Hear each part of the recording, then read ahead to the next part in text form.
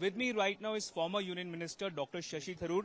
Dr. Tharoor, the Congress, who is a part of the INDI alliance, and the rest of the alliance partners are yet to come up with one unanimous face for the post of the Prime Minister. Do you think That's not the way a parliamentary system is supposed to work.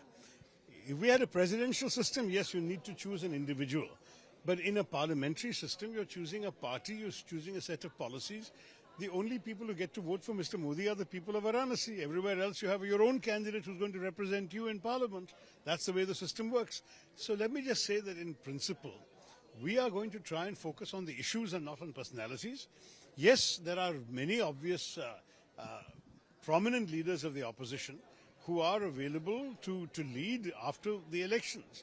That is something that can be sorted out after the elections. Right now, the important thing is that we all go together to present the public with a genuine choice, which is what we are trying to do. Tharoor Sahab, with Nitish Kumar moving away, the kind of statements that Mamata Banerjee has made, do you see the alliance withering away? Not at all. I just think that right from the start it was made clear the seat adjustments would only take place on a state-by-state basis. We do not have a one-size-fits-all approach in our country. The realities in Bengal are different from the realities in Bihar. Just as in my state of Kerala, two constituents of the India Alliance, namely the CPM and the Congress, are at loggerheads. We're never going to agree on seat sharing in Kerala. But next door in Tamil Nadu, we are completely in agreement. CPM, CPI, Congress and DMK are all together, and there is no conflict or controversy about the alliance. So it varies from state to state. And I think on the overall picture, I don't think you'll find very much controversy. It may be that in 2 or 3 states there's no agreement, but at the end of the day, whoever wins from the opposition side is bound to support the India Alliance government. We've seen this before in 2004. In the same way in Kerala, for example, the CPM opposed the Congress. They beat us in many states, but when we came to, in many seats, but when we came to Delhi and formed the UPA government, they supported us. So I don't expect there to be any difficulty in, if we get the necessary number of seats, I have no difficulty in assuming that we'll get the support even of those parties where there is no Gathbandhan, no coalition or seat sharing arrangement in the state. Tharoor Sahab, Congress बार-बार ये आरोप लगाती है. It keeps on alleging that the ED, the CBI, the agencies work under pressure. But if there have been allegations of corruption, of misappropriation, are they not within their rights to investigate them?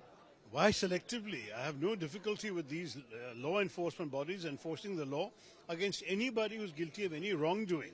Those of us who try not to break the law have no objection when people who break the law are dealt with, but it seems very peculiar that the only people who are accused of breaking the law are people who happen to be in the opposition. That seems to me somewhat peculiar.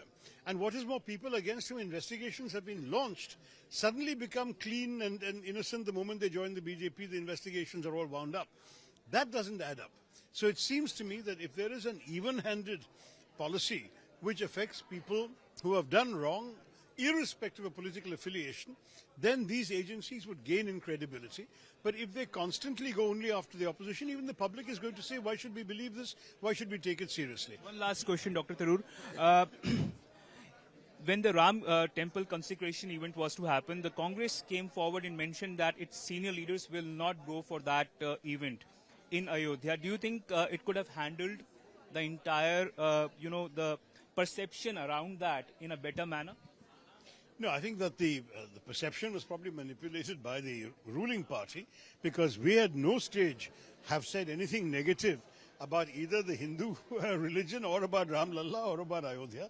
What we have said very simply is that this particular occasion on the 22nd of January has been essentially politicized. And you have the Prime Minister, who is no Purohit, conducting the Prana Pratishtha. And we felt, therefore, that to go there would be to be complicit in a political exercise of the ruling party. Why would we want to do that? But it does not mean that we are relinquishing Ram to the BJP.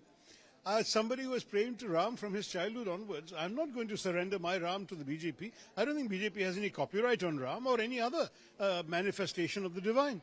As far as I'm concerned, I will choose my own time to go to a temple. It probably will have nothing to do with politics because I go to temples to pray. I don't go and do politics. So I can go after the elections or whenever I want. Suddenly for them to say that because we didn't come, we are anti-Hindu is absurd. 80% of India is Hindu, 80% of the Congress is also Hindu.